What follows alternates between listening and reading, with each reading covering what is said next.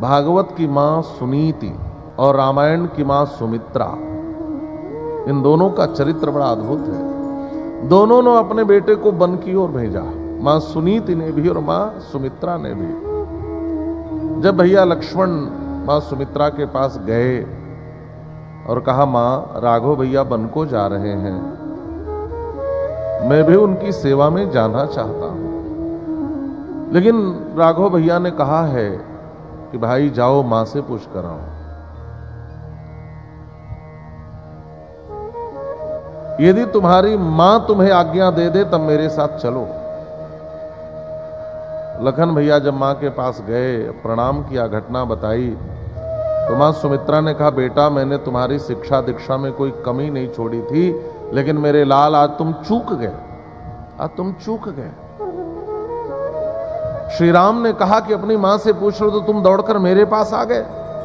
तुम्हारे देह को जन्म देने वाली देही मां सुमित्रा हो सकती है, लेकिन जीव मात्र की मां तो वैदेही ही है। तात तुम्हारी मां तो वैदेही, पिता राम सब भांति सनेही, जौ पे सी राम बन जाही, अवध तुम्हार काज कछु नाही। यदि तुम्हारे असली माता पिता श्री सीताराम जी वन को जा रहे हैं बेटा, तो अयोध्या में तुम्हारा क्या काम? और तुम्हें क्या लगता है लक्ष्मण कि श्री राम वन को क्यों जा रहे हैं? कोई कह रहा है रावण के वध के लिए जा रहे हैं, कोई कह रहा है माता शबरी के बेर खाने जा रहे हैं, कोई कह रहा है संत महात्माओं को दर्शन देने जा रहे हैं, कोई कह रहा है भरत रूपी समुद्र का मंथन करने जा रहे हैं, लेकिन तुम्हारी मां कहती है सब कोई भी कारण नहीं है। मेरी दृष्टि में मेरे लाल एक ही कारण है, तुम्हारे जैसे भाई को सेवा का अवसर देने के लिए बन जा रहे हैं, और कोई दूसरा कारण नहीं है। तुम्हारे भाग्य से श्री राम वन को जा रहे हैं। तुम्हारे ही भाग राम बन जाए, तुम्हारे ही भाग राम बन जाए। तो तात कछु दूसर है तो तात कछु नाही। सकल सोकृत कर बड़ फल हो, सकल सुकृत कर बड़ फल हो, सकल सुकृत कर बड़ फल हो, सकल सुकृत कर बड़ फल हो। राम से पद सहज स्नेह, राम से पद सहज स्नेह, तुम्हारे ही भाग राम बन जाए, तुम्हारे ही भाग राम बन जाए। मां सुमित्रा ने कहा, बेटा तुम्हारे ही भाग राम बन जाही, दूसर हेतु तात कछु नाही। सकल सुकृत कर बड़ फल एहू, सीय राम पद सहज स्नेहू। सभी सुकृतों का, सभी पुण्यों का एकमात्र फल है श्री सीताराम जी के चरणों में प्रेम हो जाए। और रामायण की मां सुमित्रा अपने बेटे को वन में भेजी तो भगवान की सेवा के लिए भेजी, और भागवत की मां सुनीति अपने बेटे को वन में भेजी तो भगवान को पाने के लिए भेजी, आराधना करने के लिए भेजी। सुमित्रा किसे कहते हैं और सुनीति किसे कहते हैं? सुमित्रा कहते हैं, शब्द तो मित्र ही है, सु उपसर्ग है, शब्द बनता है सुमित्र, और उसमें टाप प्रत्यय कर देंगे तो शब्द बनता है सुमित्रा। सुमित्रा शब्द का शाब्दिक अर्थ होता है सुंदर मित्र। जीव का सुंदर मित्र कौन है? आपके जीवन का सबसे सुंदर मित्र कौन है? आपने कभी विचार किया? जीवन का सबसे सुंदर मित्र वह है जो आपको भगवान की सेवा में लगा दे, वही सबसे सुंदर मित्र है। समझ लेना, जो आपको अयोध्या धाम लेकर जाता है, जो आपको श्रीधाम वृंदावन लेकर जाता है, जो आपको भगवान के मंदिर में लेकर जाता है, जो आपको कथा में लेकर जाता है, किसी भी प्रकार से जो आपको भगवान की सेवा में लगाए, समझ लेना आपके जीवन का सबसे सुंदर मित्र वही है, सबसे सुंदर मित्र यही है। और मां सुमित्रा ने भैया लक्ष्मण को राम जी की सेवा में लगा दिया। और सुनीति का अर्थ होता है सुंदर नीति। आजकल लोग बहुत सी नीतियों का संकलन करते हैं, बहुत सी नीतियां पढ़ते हैं, बहुत सी नीतियां लिख कर रखते हैं, लेकिन सबसे सुंदर नीति कौन सी है? जीवन की सबसे सुंदर नीति है ईश्वर की आराधना करना।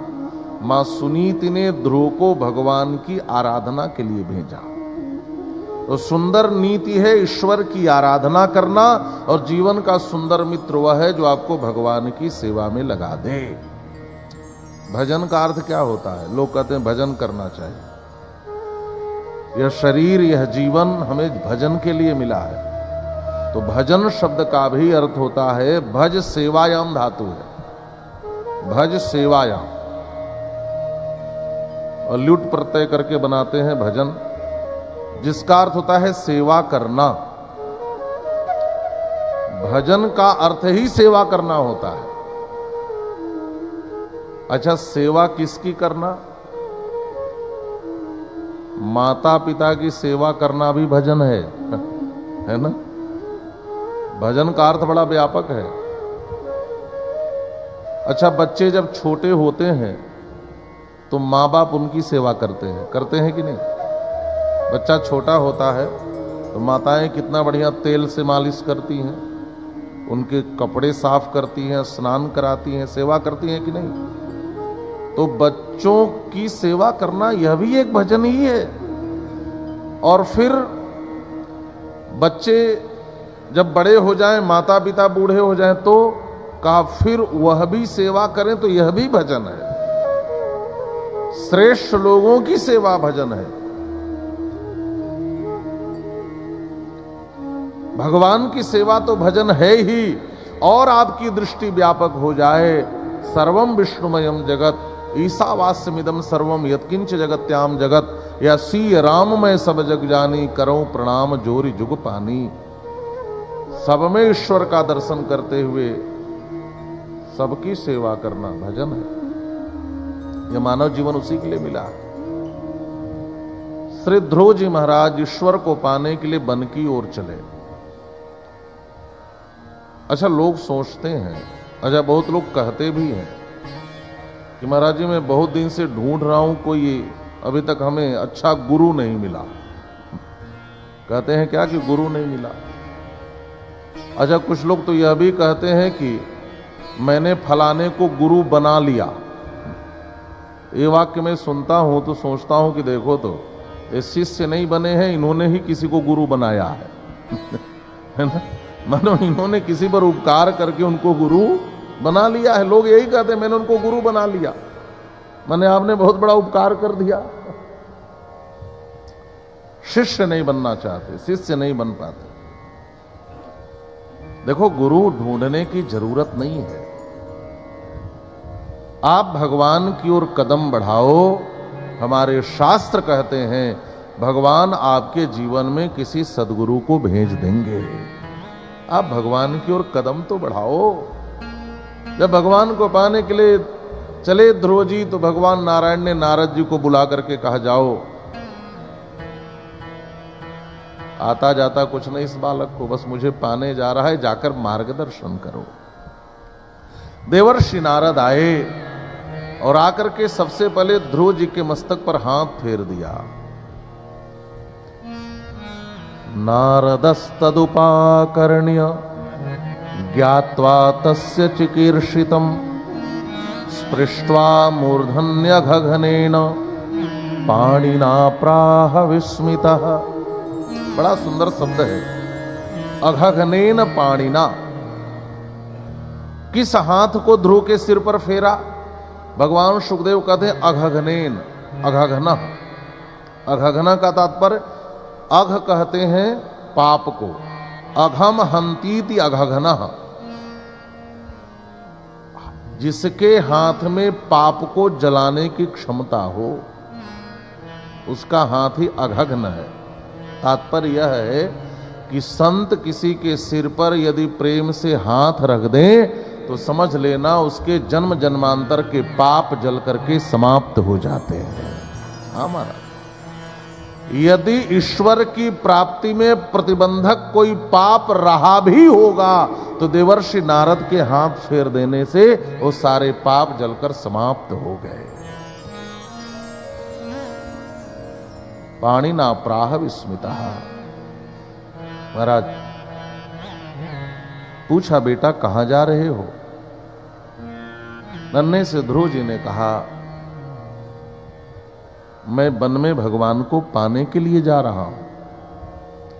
नारद जी ने कहा, जिस जंगल में तुम जा रहे हो बेटा वहां भगवान नहीं मिलते, वहां तो बड़े बड़े शेर भालू मिलते हैं और तुम्हारे जैसे बालक को पकड़ करके नाश्ता कर लेते हैं।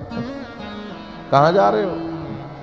और उम्र तो देखो, लक्ष्यामः कुमारस्य सक्तस्य क्रीडनादिषु 5 वर्ष की अवस्था है और 5 वर्ष के बालक को कोई बेटा इधर नहीं इधर बैठो तो क्या उसका अपमान हो जाता है? अभी तो तुम्हारी खेलने कूदने की उम्र है। लेकिन अगर तुम्हें ऐसा लगा कि तुम्हारी मां सुरुचि ने जो बातें कही उससे तुम्हें दुख हुआ तो बेटा मैं एक ऐसा सूत्र दे रहा हूं जिसको जीवन में अपना लोगे तो सुख दुख में अपने को समान रख सकते हो। ऐसा नहीं है कि इस संसार में सुख दुख नहीं आए, वो तो आएंगे ही आएंगे। ये तो चक्र है महाराज। संसार में कोई ऐसा नहीं है जो कह दे मैं हमेशा सुखी हूं और संसार में कोई ऐसा नहीं है जो कह दे मैं हमेशा दुखी हूं। एक बात ध्यान रखना, न सुख हमेशा रहता है न दुख हमेशा रहता है। जब सुख हमेशा नहीं रहता तो दुख आए तो मान लो यह भी हमेशा नहीं रहेगा। और इस संसार में यह चक्र है, सुख दुख आते जाते रहेंगे। हम सुख दुख में अपने को कैसे स्थिर रखें यह सूत्र नारद जी ने ध्रुव जी को दिया। कहा बेटा देखो, सुख दुख हमारे जीवन में क्यों आते हैं? काहुन को सुख दुख कर दाता, निजकृत कर्म भोग सब भ्राता। जीवन में सुख दुख आए तो किसी को दोष मत देना, यह तुम्हारे ही पिछले कर्मों का फल है जो सुख और दुख के रूप में तुम्हारे जीवन में आता है। लोग कभी भगवान को दोष देते हैं, कभी दूसरे को दोष देते हैं। नहीं नहीं, भगवान सुख दुख नहीं देते। हर जीव अपने ही कर्मों के फल के रूप में सुख दुख भोगता है। आपको इस जन्म की बातें याद है? लोग कहते हैं महाराज जी इस जन्म में तो मैंने खूब अच्छा किया है फिर भी दुख है। अरे इस जन्म में तो अच्छा किया है लेकिन पिछले जन्म में, पिछले से पिछले जन्म में जो आप करते हैं ना ऐसा लिखा जाता है। अच्छा एक बात और आपको बता दूं, हमारे यहां सनातन धर्म या हिंदू धर्म में पुनर्जन्म की अवधारणा है। लोग कहते हैं, मैं कहता हूं नहीं, अवधारणा नहीं, प्रतिष्ठा है। ये केवल मान्यता नहीं है, यह प्रतिष्ठा है। पुनर्जन्म का सिद्धांत है ही, यह मान्यता है। यदि इस सिद्धांत को न माने कि पुनर्जन्म होता है तो समस्या क्या होगी? एक दूसरे धर्म वाले एक बार मिले थे यात्रा के क्रम में, जिनके यहां पुनर्जन्म नहीं माना जाता। तो हमने कहा अच्छा एक बात बताओ, आपके यहां तो पुनर्जन्म माना नहीं जाता? उन्होंने कहा हाँ।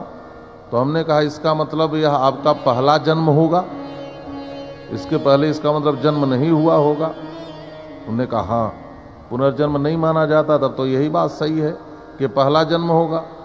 फिर मैंने कहा अच्छा एक बात और बताओ, यह आपका आखिरी जन्म भी होगा? क्योंकि फिर तो पुनर्जन्म होता नहीं आपके यहाँ, है कि नहीं? तो यह पहला भी होगा और यह आखिरी भी होगा। अच्छा एक बात और बताओ, तो आप जिस ईश्वर को मानते हो वही जन्म देते हैं? उन्होंने कहा हाँ। तो उन्होंने किसी को अमीर किसी को गरीब क्यों बना दिया? किसी को मनुष्य किसी को कुत्ता क्यों बना दिया? किसी को सुअर क्यों बना दिया? यदि उन्हीं के हाथ में जन्म देना है तो उनके पास आधार क्या है? किसी को अमीर बना दो, किसी को गरीब बना दो, किसी को सुअर कुत्ता बना दो, पशु पक्षी बना दो, किसी को मनुष्य बना दो, आदमी बना दो। अब इसका उनके पास कोई उत्तर नहीं है। इसका मतलब तुम्हारे ईश्वर कितने कठोर हैं, इसका मतलब तुम्हारे ईश्वर न्याय नहीं कर सकते। तो जो पुनर्जन्म को नहीं मानते उसके सामने, उनके सामने अनेक समस्याएं खड़ी हो जाएंगी। इसलिए मैं कहता हूं सनातन धर्म हिंदू धर्म पूर्ण वैज्ञानिक धर्म है, और धर्मों में आप प्रश्न नहीं कर सकते। और हमारे यहां जितना प्रश्न आता है, आपको आ सकता है आपके भीतर, आप सब करिए, सबका उत्तर हमारे यहां दिया गया। और मैं तो कहता हूं केवल उत्तर नहीं दिया गया, सबका पूर्ण समाधान दिया गया। एक बार आप भागवत की कथा ठीक से सुन लो तो जितने प्रकार की मन की ग्रंथियां हैं, यह ग्रंथ आपके सारी ग्रंथियों को खोल देगा, आपको निर्ग्रंथ बना देगा। आपके मन में जितने प्रश्न उठते होंगे सबका उत्तर ही नहीं पूर्ण समाधान दे देगा। तो जो आपके जीवन में आज सुख और दुख मिल रहा है, यह आपके ही पिछले कर्मों का फल है। अब ध्यान से सुनना, कर्म आप करते हो जाओ कि पाप का बैलेंस खत्म हो रहा है। बात समझ में आ गई? जीवन में दुख आए तो रोना मत, मान लेना किसी जन्म का हमारा जो पाप था वह कट करके समाप्त हो रहा है। इसीलिए आप देखेंगे बड़े बड़े महावीर चाहते हैं, और भगवान को जिसको मुक्त करना होता है, मुक्ति देनी होती है, इसी जन्म में जितने जन्म जन्मांतर के पड़े हुए पाप हैं सबको भोगवा करके उसको खत्म कर देते हैं, ताकि वह आपको मुक्त कर सके। इसीलिए जीवन में दुख आए तो खुश होना कि हमारे पाप समाप्त हो रहे हैं। बात समझ में आ गई? उड़िया बाबा बहुत बड़े संत थे, श्रीधाम वृंदावन के। उनका ही एक चेला था, कुछ विक्षिप्त हो गया था, पागल हो गया था, और एक बार वो कथा बोल रहे थे, कुल्हाड़ी से उनका गला ही काट दिया। इस प्रकार से उनकी मौत हुई। बहुत से संतों के जीवन में ऐसी बातें देखेंगे तो लोग, अरे इतने बड़े संत थे, ऐसी घटना कैसे हो गई? इतने बड़े संत थे, उनका एक्सीडेंट देखा गया। तो इसका मतलब यह है कि जिन संतों को मुक्त होना होता है, यत्किंचित कोई पाप उनका पड़ा हो तो वह भी इसी जन्म में भोगा करके उसको खत्म कर देते हैं, ताकि उसकी मुक्ति हो जाए। तो नारद जी भी यही समझा रहे हैं ध्रुव जी को कि देखो बेटा, जीवन में दुख आए तो समझ लेना पाप न सुख दुखयोः आत्मानं तोषयन् देहि तमसः पारमृच्छति। इस प्रकार से में, हानि में, सुख में, दुख में, ये तो भगवान श्री कृष्ण भी श्रीमद् भगवद गीता में कहते हैं, लाभा लाभो जया जयऊ। जो सब में अपने को स्थिर रखे वही तो स्थित प्रज्ञ है। तो ध्रुव जी ने कहा, हे देवर्षि, आपने जो उपदेश दिया है ना, वह इतना मीठा है जैसे गैया मैया का दूध हो, इतना मीठा है। लेकिन दूध कितना भी मीठा और अच्छा हो, यदि उसको चलनी में दूहोगे तो टिकेगा क्या? चलनी छलनी आप समझ रहे हैं? किसी पात्र में आप दूहो तो दूध टिकेगा, किसी बाल्टी में, किसी और पात्र में। लेकिन चलनी में दूध दूहो तो नहीं टिक सकता। तो ध्रुव जी ने कहा, हे देवर्षि, आपके जो उपदेश हैं, यह उपदेश बिल्कुल गैया मैया की दूध की तरह है। लेकिन मां सुरुचि के व्यंग बाणों ने मेरे हृदय को विद्ध करके चलनी बना दिया है, इसलिए मेरे हृदय के पात्र में आपके उपदेश। सुरुच्या दुर्वचो बाणैर न भिन्ने श्रयते हृदय। आपके उपदेश यहां टिक नहीं रहे हैं, इसलिए मैं तो लौटने वाला नहीं हूं। अच्छा, नारद जी भी थोड़ा ठोंक बजाकर देख रहे थे, है ना? बैराग भाई खटपट तो पहुंच गए अयोध्या झटपट।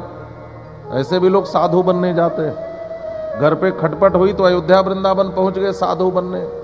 और जब साधु बनने जाते हैं किसी आश्रम में, और वहां के महंत जी कहते हैं कि चलो अब जरा भंडार में सेवा करवाओ, तो कहते हैं इससे तो अच्छा घर पे ही था। तो ये सब क्षणिक वैराग्य है महाराज, ये अस्थाई वैराग्य नहीं है। अस्थाई वैराग्य, और जिसको वैराग्य नहीं होना है, लाख उपदेश दे तो वैराग्य नहीं होगा, है ना? एक व्यक्ति बिजनेसमैन था। जो बिजनेस माइंडेड होते हैं वो जल्दी अपना समय इधर उधर नहीं देते, वो महाराज केवल बिजनेस की बातें सोचते हैं। और सच बात तो यह है, चाहे वो बिजनेसमैन हो, चाहे वो सुपरमैन बन जाए, चाहे जो मैन बन जाए, जाना तो दुनिया से एक दिन सबको ही है ना, सबको जाना है। तो एक मित्रों की टोली थी, उसमें से एक मित्र था जो कभी कहीं न जाए, न धर्म के कार्य में जाता, न मंदिर में जाता। तो उसके मित्रों ने कहा कि शमशान में जाने से वैराग्य होता है, कभी आप शमशान में जाओ तो वैराग्य होता है, लगता है कि एक दिन हमको भी आकर के जलना पड़ेगा, है ना। और हमारे यहाँ काशी में तो महाशमशान है, मणिकर्णिका पर, है ना, मणिकर्णिका पर आप लोग देखे होंगे, लोग शमशान देखने जाते हैं महाराज। वर्षा होती रहती है और फिर भी वहाँ की चिता जलती रहती है, और 108 से कभी कम चिता नहीं होती। यदि हो जाए तो फिर कुशका बना करके 100 जलाते हैं वहां पर लेकिन वहां चिता जलती है, महाशमशान।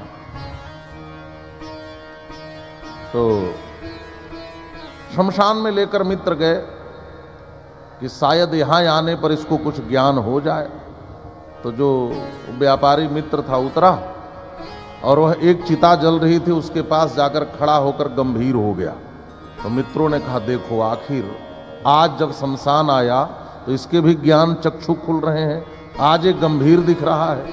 अच्छा, एक चिता के पास गया, गंभीर हुआ, दूसरा, तीसरा, चौथा, बहुत बड़ा शमशान था, लगा आगे बढ़ने। अब महाराज 100, 200, 300 चिताएं जल रही थी, उधर से बहुत गंभीर होकर के लौटा। मित्रों ने कहा, चलो कम से कम दिन भर पैसा पैसा करने वाला व्यक्ति आज शमशान आए तो कुछ तो ज्ञान हुआ, आज पहली बार एक गंभीर दिख रहा था।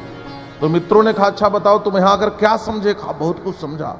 अरे कुछ हम लोगों को भी तो बताओ, कौन सा तुम्हें ज्ञान मिला, क्या समझे? कहा, मैं ये सोच रहा हूं कि एक लकड़ी की दुकान यदि शमशान में खोल दूं तो बहुत चलेगी। आप समझ गए?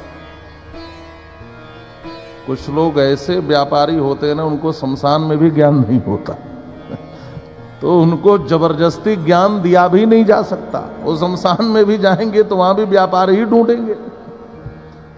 तो ऐसे भी क्षणिक वैराग्य होते हैं।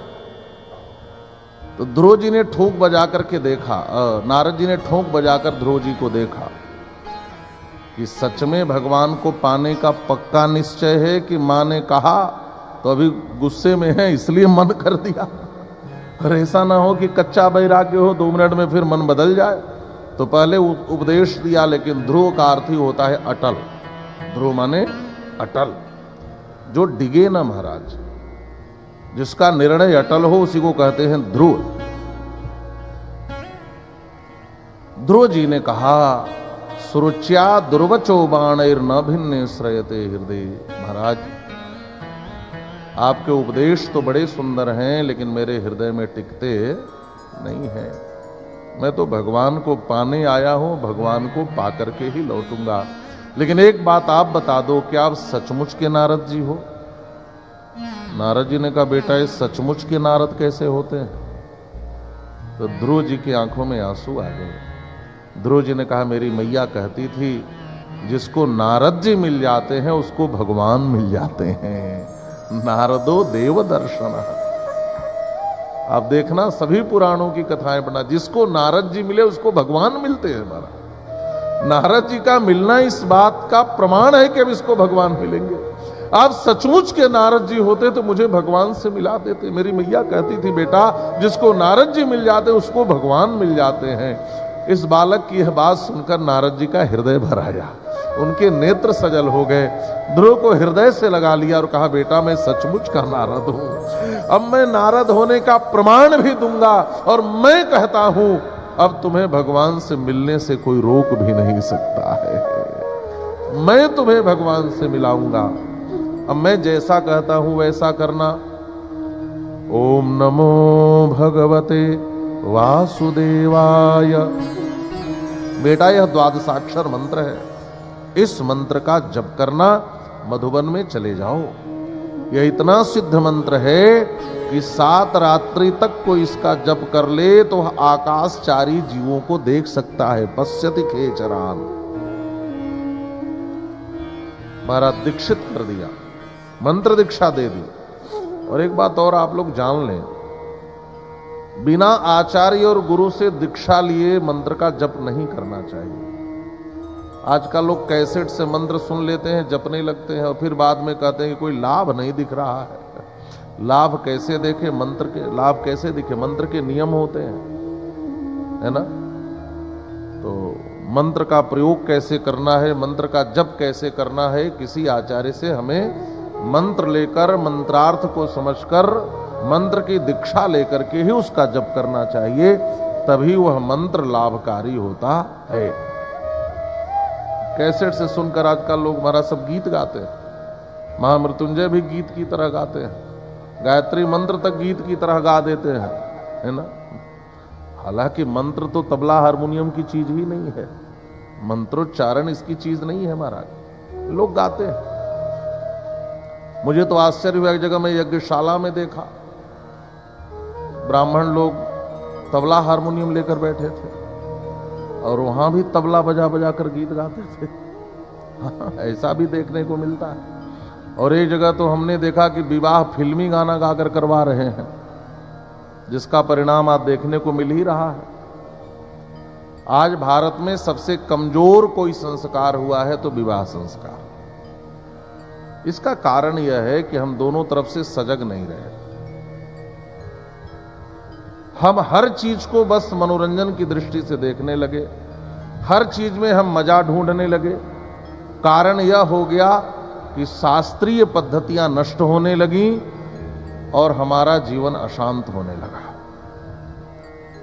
इसीलिए आचार्य से दीक्षा लेकर मंत्र की विधि समझ करके ही हमें मंत्र का जप करना चाहिए। मंत्र का विधान है, आसन पर बैठकर जपो, पवित्र होकर के जपो, है ना। यदि आप द्विज हैं तो संध्या आदि कर करके तब मंत्र का जप करना चाहिए, सब नियम है, तब वह मंत्र फलदायी होता है। मैं हमेशा कहता हूं कि देखो, एक उदाहरण से आप समझो, कारतूस है, किसी को ऐसे चला कर मारो, वो अपना काम करेगा क्या? थोड़ी चोट तो लग जाएगी लेकिन काम नहीं करेगा। लेकिन राइफल में भर कर मारो तो असली काम करेगा। तो जब तक हम स्वयं को राइफल नहीं बनाएंगे तब तक हम मंत्र रूपी कारतूस का प्रयोग ठीक से कर नहीं पाएंगे। हाँ भाई, मंत्र है तो थोड़ा लाभ तो कर ही देगा। तो किसी को ऐसे मार दो, गोली चला के, थोड़ी चोट तो लग जाएगी, लेकिन असली काम कब करेगा वो? जब हम असली जगह से उसका प्रयोग करेंगे। उसी प्रकार किसी आचार्य या गुरु से मंत्र दीक्षा लेकर के उसकी विधि को समझकर जपना चाहिए। नारद जी ने ध्रुव जी को मंत्र दीक्षा दी है। ध्रुव जी मधुवन में आ गए और आकर के 3 दिन पर कैथा और बेर खा करके इस मंत्र का जप कर रहे हैं। ओम नमो भगवते वासुदेवाय। जब दूसरा महीना लगा तो 6 दिन पर पत्ता खा करके रहने लगे। ओम नमो भगवते वासुदेवाय। और तीसरा महीना लगा तो 9 दिन पर पत्ता खा करके रहने लगे। ओम नमो भगवते वासुदेवाय। और जब चौथा महीना लगा तो पत्ता खाना भी छोड़ दिया, 12 दिन पे पानी पी करके रहने लगे। और जब 5वां महीना लगा तो पानी पीना भी छोड़ दिया, जितस श्वास हो गए, श्वास को जीत लिया। इधर ध्रुव जी ने अपना श्वास क्या रोका कि उधर देवताओं की सांस अटक गई। देवता भागे भागे भगवान नारायण के शरण में गए। प्रभु, नैवं विदामो भगवन प्राणरोधम चराचरस्याखिल सत्वधाम्नः विधेहि तन्नो ब्रजनाद् विमोक्षम प्राप्ता वयम त्वाम शरणम शरण्यम। हे प्रभु, आपका यह भक्त यदि कुछ देर और सांस रोके रहे तो हम सबके प्राण भी चले जाएंगे। भगवान ने मुस्कुराकर कहा, मां भैष्ट बालम तपसो दुरत्यया। मां भैष्ट माने डरो मत, बालम तपसो दुरत्यया, मैं उस बालक को दुरत्य तप से दूर करता हूं। और दूसरा अर्थ यदि हम लगाएं तो और सुंदर है। यदि कौमा हम भैष्ट से हटाकर बालम के आगे लगा दें तो अर्थ बड़ा सुंदर होगा। मां भैष्ट बालम माने भगवान ने कहा कि आप लोग बड़े बड़े देवता हो, एक बालक से डर गए। मां भैष्ट बालम अपने को देवता कहते हो और एक 5 वर्ष के बालक से डर रहे हो। अच्छा, चिंता मत करो, मैं जा रहा हूं। भगवान चले अच्छा, भगवान किस पर बैठकर चलते हैं? गरुड़ जी पर बैठकर। अच्छा, आप लोग भी अपनी गाड़ी में चलते हैं तो आजकल लोग बढ़िया म्यूजिक बजाते हैं, टेप बजा देते हैं, कोई बढ़िया गीत बजा लेते हैं जो अच्छा लगता है। हमारे भगवान चलते हैं तो उनके भी वाहन में संगीत बजता है महाराज। अब आप सोचते होंगे कि भगवान कौन सा गीत सुनते हुए चलते हैं।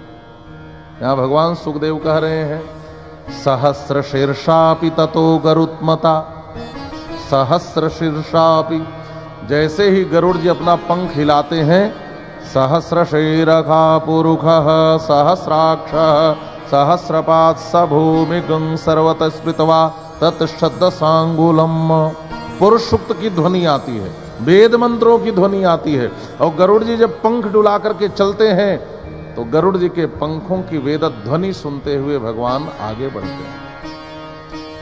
कहां पहुंच गए भगवान? मधुरवनम, मधुबन माने मथुरा आ गए, जिस वन में ध्रुव जी महाराज तप कर रहे हैं। अच्छा, एक और बात है, अभी तक भक्त भगवान का दर्शन करने जाते थे, लेकिन ये ऐसी घटना है जहां भगवान भक्त का दर्शन करने जा रहे हैं। भृत्य दिदृक्षया गतः, भृत्य दिदृक्षया, भृत्य माने अपने भक्त के दर्शन की इच्छा लेकर के आज भगवान नारायण मधुरवनम, मधुवन में आ गए।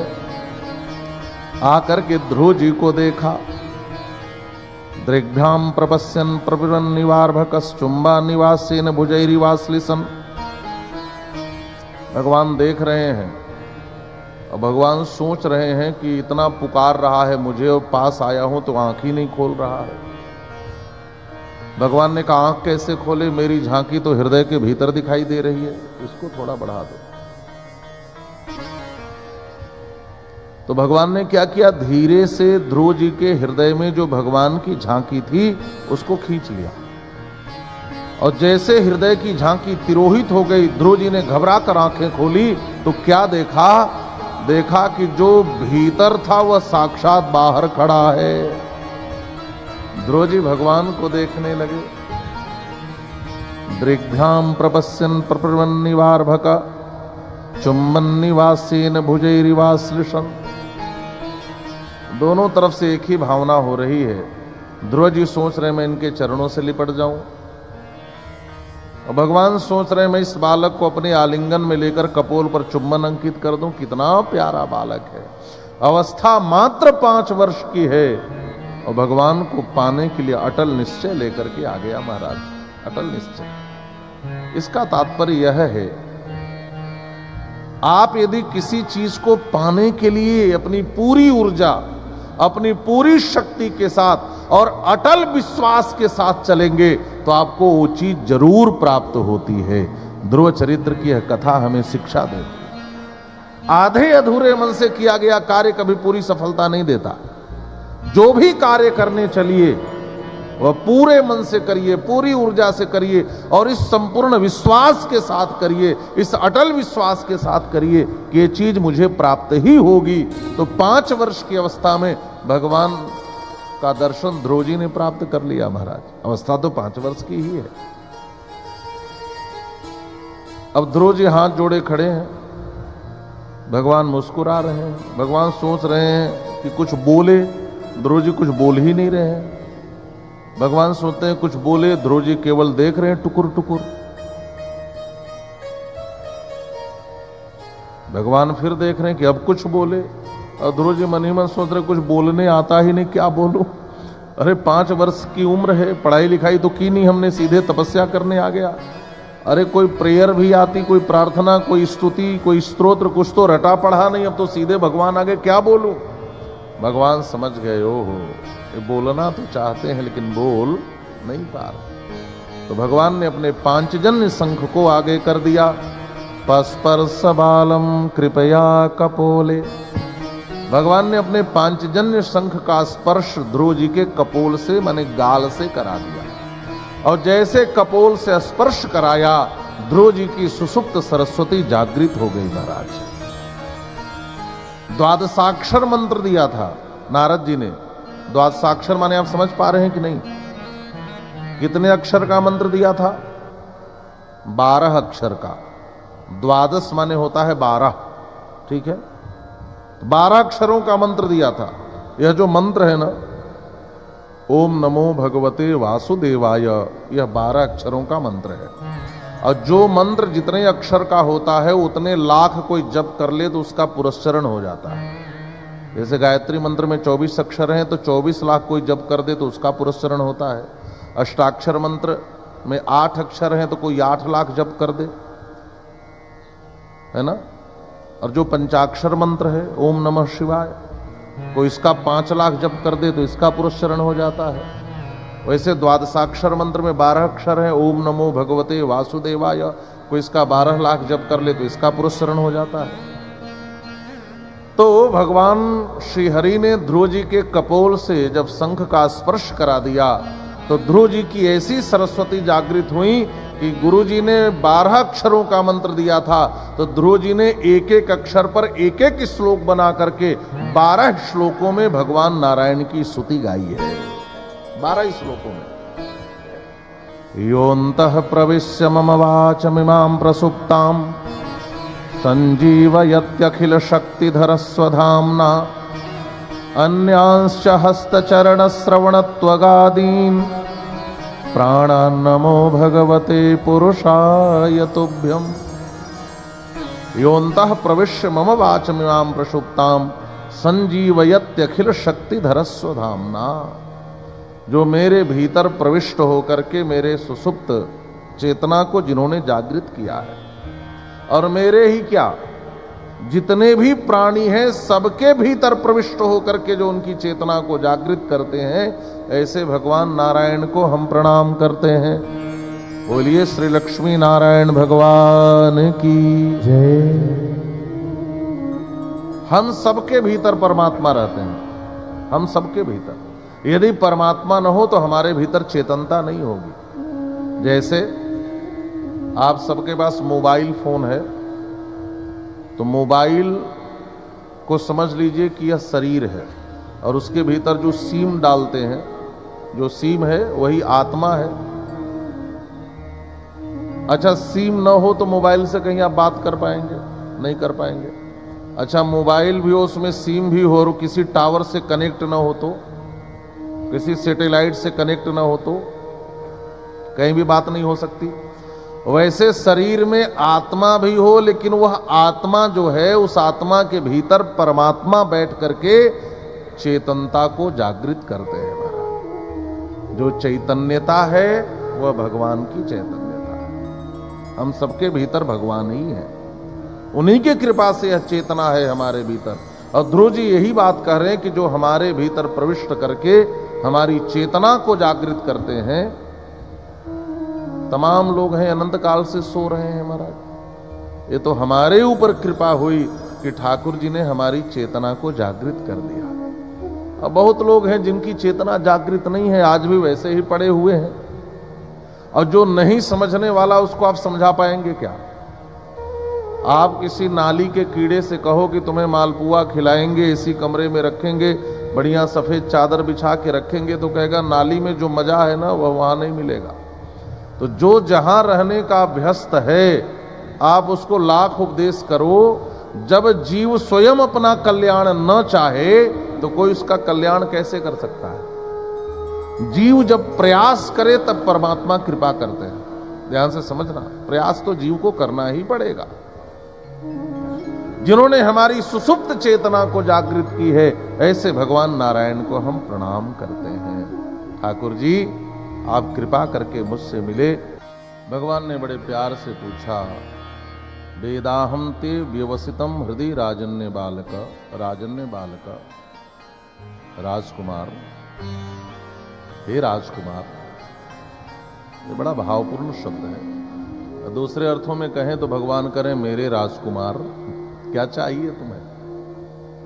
ध्रुव जी ने कहा, प्रभु कुछ कामना लेकर आया तो था, लेकिन आपके दर्शन के बाद कामनाएं नष्ट हो गई। सच्ची बात यही है, जीव के हृदय में कामनाएं तभी तक रहती हैं जब तक भगवान के दर्शन न हो जाए। जैसे श्री विभीषण जी भी तो यही कामना लेकर आए थे कि जाऊंगा तो प्रभु हमें लंकेश बना देंगे। लेकिन जब राम जी के चरणों का दर्शन हुआ तो यही कहा, उर कछु प्रथम वासना रही, प्रभु पद प्रीति सरित सो बही। ध्रुव जी की भी यही स्थिति है, लेकिन भगवान ने कहा नहीं, मेरा एक नियम है, जो कोई कामना लेकर के मुझसे भजता है, पहले मैं उसकी कामना की पूर्ति करता हूं। तुम्हें जिस सिंहासन पर तुम्हारी विमाता सुरुचि ने तुम्हें बैठने नहीं दिया था बेटा, उसी सिंहासन पर तुम 36,000 वर्ष बैठ करके राज्य करोगे। जाओ, ऐसा मेरा आशीर्वाद है। इतना ही नहीं, उसके अनंतर मैं तुम्हारे लिए एक लोक बना रहा हूं, उस लोक का नाम ही होगा ध्रुव लोक। उस ध्रुव लोक में आकर के तुम निवास करोगे। इतना कह करके भगवान अंतर्ध्यायित हो गए। ध्रुव जी को बड़ी पीड़ा हुई, बड़ी पीड़ा हुई। अहो बत ममानात्म्य मंद भाग्यस्य पश्यत, भवच्छिदः पाद मूलम गत्वा याचे यदंतवत। ध्रुव जी कहते हैं कि देखो तो मैं कितना मंद भाग्य हूं, मैं क्यों कामना लेकर आया, क्यों वासना लेकर आया, क्यों इच्छा लेकर आया, क्यों अभिप्सा आकांक्षा अभिलाषा लेकर के आया। मेरी कामना ने मुझे 36,000 वर्ष तक बांध दिया। कामनाएं बांधती हैं। यदि कामना लेकर नहीं आया होता तो सीधे ठाकुर जी के धाम को चला गया होता, लेकिन कामना तो बांधती है। एक बात और है, इसीलिए हमारे शास्त्र कहते हैं कि ठाकुर जी से तुम कुछ मांगो मत, मांगोगे तो ठगे जाओगे। पूछो कैसे? कोई एक बालक है, पिता की गोद में गया बाजार में।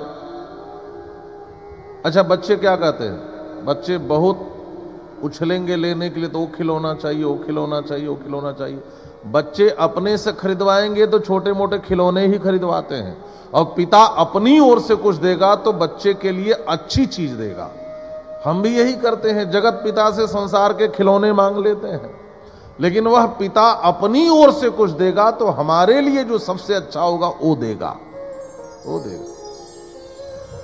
इसीलिए हमें संसार के चीजों को भगवान से नहीं मांगना चाहिए, तो भगवान को ही चाहना चाहिए। हमने एक घटना सुनी थी, एक राजा ने घोषणा कर दी कि कल एक मैदान में मेरे राज्य की सभी कीमती वस्तुओं की प्रदर्शनी लगेगी, और राज्य का जो व्यक्ति जिस पर हाथ रखेगा वह उसका हो जाएगा। अब प्रदर्शनी लगी महाराज, राजा भी सिंहासन लगाकर बैठा था। अब सारे लोग टूट पड़े, कोई सोना की ओर, कोई चांदी की ओर, कोई रत्न की ओर, कोई हीरे जवाहरात की ओर। लेकिन एक लड़का दौड़े दौड़े आया और उसने सीधे राजा के ऊपर ही हाथ रख दिया। राजा ने कहा कि लेने तो इसी को आया। क्यों? कोई थोड़ा सोना पाया, कोई चांदी पाया, कोई हीरा पाया, लेकिन जिसने राजा को पा लिया, राजा के अधीन ही सारी संपत्ति है, वह तो सारी संपत्तियों का मालिक हो गया। लोग तो थोड़ा थोड़ा टुकड़ा पाए।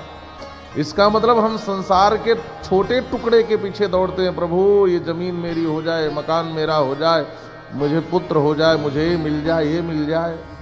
लेकिन यदि परमात्मा ही मुझे मिल जाएंगे तो तीनों लोग तो उन्हीं का है, उन्हीं का है। वह अपनी ओर से यदि हमें देंगे तो श्रेष्ठ चीज देंगे। इसलिए जो भगवान से कामना लेकर के उनकी आराधना करते हैं या उनसे कुछ मांगते हैं, वो ठगे जाते हैं। हमारे शास्त्र हमें बार बार यही समझाते हैं कि निष्काम होकर के जाओ, ठाकुर जी खुद देंगे। उनको पता नहीं कि क्या देंगे। कभी आप श्री राम कथा सुनना, उसमें जटायु जी से प्रभु ने कहा कि मेरे जन तात कछुक दिन जीजय, मैं चाहता हूं आप कुछ दिन जीवित रहिए। क्यों प्रभु? राम जी ने कहा मेरे जीवन में भी एक कमी है, आपके जीवन में भी एक कमी है।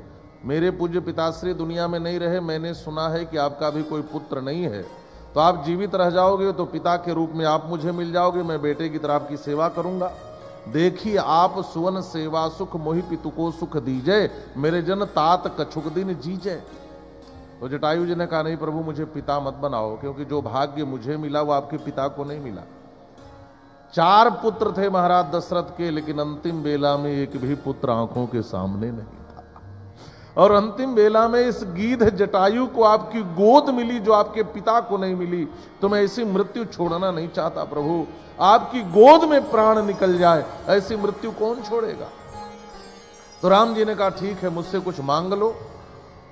जटायु जी ने कहा आप तो खुद विरागी बन के घूम रहे हो, आप क्या दे सकते हो जंगल में, आप तो खुद बलकल वस्त्र पहनकर विरागी घूम, आप क्या दोगे। राम जी ने कहा रे मैं अवधेश ही नहीं, मैं त्रिलोकी का ईश भी हूं, मांग करके तो देखो। तो जटायु जी ने कहा प्रभु पहले दे सकते थे, अब दे नहीं सकते। राम जी ने पूछा क्यों। जटायु जी ने कहा आपने गीध को गोद ले लिया है, और जो जिसको गोद ले लेता है उसकी संपत्ति का अधिकारी वो स्वयं हो जाता है, अलग से देने की क्या जरूरत है। दीन मलीन अधीन है अंग विहंग, पड़ा चित किन्न दुखारी, राघव दीन दयालु कृपालु के देखी भई करुणा अति भारी। गीधहि गोद में राखी कृपा निधि, नयन सरोजन में भरी बारी, 12 बार सुधारत पंख, जटायु की धूल जटान सुझारी। राघव गीध गोद करि लीन हो, नयन सरोज स्नेह सलिल सुचि, मनहु अरघ जल दीन हो, राघव गीध गोद करि लीन हो। गोस्वामी जी गीतावली रामायण में लिखते हैं। तो भगवान जिसको मिल जाते हैं ना उसकी कामनाएं नष्ट हो जाती। भगवान को पाकर के यदि हमारी कामनाएं रहें तो हम तो बंधते ही हैं। कामनाएं तो नष्ट हो गई थी, लेकिन ठाकुर जी ने कहा नहीं, जो लेकर आए थे वो पहले पूरा होगा। और ध्रुव जी लौटे महाराज, अब पता चला कि ध्रुव ने ईश्वर को पा लिया है। अब तो सब खड़े, पूरी प्रजा खड़ी स्वागत के लिए, स्वयं महाराज उत्तान पाद खड़े, मां सुनीति खड़ी, मां सुरुचि खड़ी, देवर्षि नारद खड़े, सब स्वागत के लिए खड़े हैं। ध्रुव जी ईश्वर को पाकर आ रहे हैं। लेकिन पता है ध्रुव जी जब लौट करके आए तो सबसे पहले किसको प्रणाम किया। राम जी जब सभी माताओं से मिले तो सबसे पहले किसको प्रणाम किया। प्रथम राम भेटी कैकेयी, सबसे पहले कैकेयी माता को। तो ध्रुव जी भी दौड़कर सबसे पहले मां सुरुचि के चरणों में प्रणाम करते हैं, कहते हैं मां यदि तुम नहीं होती तो आज यह ध्रुव ईश्वर को नहीं प्राप्त किया होता। संकेत क्या है। समाज में बहुत से लोग मिलेंगे जो आपका अपमान करेंगे, उस अपमान का तुरंत प्रतिकार मत करिए, प्रतिकार मत करिए। हो सकता है उसके द्वारा किया गया अपमान आपको दुनिया की सबसे ऊंचाई तक पहुंचा दे। हो सकता है उसका अपमान ही वह आधार बन जाए जो आपके जीवन की सफलता का कारण बने। जीवन में लगने वाला कभी कभी ठोकर भी आपको जीवन में ऊंची सफलता दिला देता है महाराज, ऊंची सफलता दिला देता है। ध्रुव जी ने मां सुरुचि को प्रणाम किया, मां आप नहीं होती तो आप ध्रुव भगवान को नहीं पाया होता। ध्रुव जी राजा बने। जो सुरुचि का बेटा था उत्तम, वो गया था एक दिन शिकार खेलने, किसी यक्ष से झगड़ा हो गया तो यक्ष ने उत्तम को मार दिया। ध्रुव जी को पता चला यक्ष ने मेरे भाई को मार दिया, तो ध्रुव जी ने यक्षों पर चढ़ाई कर दी। भयंकर युद्ध हुआ महाराज, यक्ष भी मरने लगे, ध्रुव जी की भी सेना मरने लगी। तब श्री मनु जी महाराज आए। मनु जी महाराज कौन है? इनके बाप के भी बाप है, उत्तानपाद के पिता है ना, इनके बाबा दादा जो भी कहें आप। मनु जी महाराज आए और मनु जी ने कहा बेटा यह वैष्णवों का कार्य नहीं है। नायम मार्गो ही साधु नाम हृषिकेशानुवर्ती नाम। हृषिकेशानुवर्ती का तात्पर्य वैष्णव ही होता है। जो हृषिकेशानुवर्ती हैं, जो भगवान के अनुगामी हैं, जो वैष्णव हैं, उनका यह कार्य नहीं है। किसी एक यक्ष ने अपराध किया था और आपने क्या किया, इतने यक्षों को मार डाला। यह उचित नहीं है, युद्ध को बंद कर दो। और जब मनु जी महाराज ने समझाया तब ध्रुव जी युद्ध बंद कर दिए और अपने पुत्र उत्कल को उन्होंने राज्य दे दिया और फिर भगवत भजन करने लगे। इसका मतलब यह है कि भागवत की कथा में भगवान से बढ़कर भागवतों की महिमा बताई गई। ध्यान से समझना, ध्रुव जी को भगवान भी मिल गए, फिर भी ध्रुव जी के जीवन के आत्यांतिक दोष की निवृत्ति नहीं हुई। एक दोष तो बना रहा, हिंसा करने लगे। और जब परम भागवत मनु जी महाराज ने उपदेश किया तब ध्रुव के जीवन के आत्यांतिक दोष की निवृत्ति हुई। इसका मतलब भगवान से बढ़कर भागवतों का महत्व है। जो भगवान के भक्त हैं उनकी महिमा है। यदि उनका सत्संग मिल जाए तो आपके जीवन का आत्यांतिक दोष निवृत्त हो जाए, समाप्त हो जाए। भगवत पार्षद विमान लेकर के आए, लेकिन ध्रुव जी संध्या वंदनादि कृत्य पूर्ण किए। कृताभिषेक कृत नित्य मंगलो। यहां पर हमारे आचार्य कहते हैं कि देखो, भगवान के यहां भी जाना हो तो नित्य कर्म छोड़ना नहीं चाहिए, नित्य कर्म जरूर करना चाहिए। हम तो कहते हैं कुछ भी न करो तो 3 कार्य तो रोज करना चाहिए, प्राणायाम, सूर्यार्घ्य और मंत्र का जप। इतना समय तो रोज सबको निकालना ही चाहिए। नित्य मंगल होगा आपका, हमेशा मंगल होगा। प्राणायाम करिए थोड़ा सा, ये प्राणायाम आपको स्वस्थ रखने में भी बहुत सहायक होगा। और सूर्यार्घ, सूर्य को अर्घ जरूर दीजिए, उगते सूर्य को अर्घ दीजिए, आपका जीवन बदल जाएगा। और जिस मंत्र से दीक्षा आपने ली हो उस मंत्र का जप करिए। द्विज है तो गायत्री मंत्र का जप करिए। जिसका यज्ञोपवीत हुआ है उसको गायत्री मंत्र का जप अवश्य करना चाहिए। तो ध्रुव जी को भगवान के धाम जाना है, फिर भी कृताभिषेक कृत नित्य मंगल। जो नित्य किया करते थे उस कार्य को उन्होंने किया, नित्य कर्म संपादित किया। और जब विमान पर चढ़ने लगे तो मृत्यु देव वहां पर आ गए। ध्रुव जी ने पूछा आप कौन हैं? कहा मेरा नाम मृत्यु देव है। कहा क्यों आए हैं? कहा महाराज इस मर्त्य लोक में बिना कोई मेरा स्पर्श किए जा नहीं सकता। इस मर्त्य लोक से बिना मरे कोई नहीं जाता। और आप इतने बड़े भगवत भक्त हो कि मुझ मृत्यु देव को आपको छूने की हिम्मत ही नहीं है, आपका स्पर्श मैं नहीं कर सकता। लेकिन बिना मेरे स्पर्श के आप चले जाओगे तो मेरी महिमा नष्ट हो जाएगी। इसलिए कार्य करो। आपको विमान पे चढ़ना है ना, तो मैं मस्तक झुका देता हूं, मेरे मस्तक पर पैर रखकर चढ़ जाओ, आपको सीढ़ी भी मिल जाएगी। और मेरा स्पर्श कर लोगे तो मेरी महिमा भी रह जाएगी। भगवान सुखदेव कहते हैं राजन, मृत्योर मूर्धनिम पदम दत्वा आरुरोहाद्भुतम गृहम। ध्रुव जी मृत्यु के सिर पर पांव रखकर विमान में बैठे। संकेत यह है जो भगवान का भक्त होता है वो तो मृत्यु के सिर पर पांव रखकर भगवान के धाम को जाता है महाराज, मृत्यु के सिर पर पैर रखकर। और जैसे ध्रुव जी थोड़ी देर ऊपर गए, ध्रुव जी के मन में एक बात आई, हो मैं तो भगवान के धाम जा रहा हूं, मेरी मैया तो नीचे रह गई। भगवत पार्षदों ने ध्रुव जी के मन की बात समझ ली।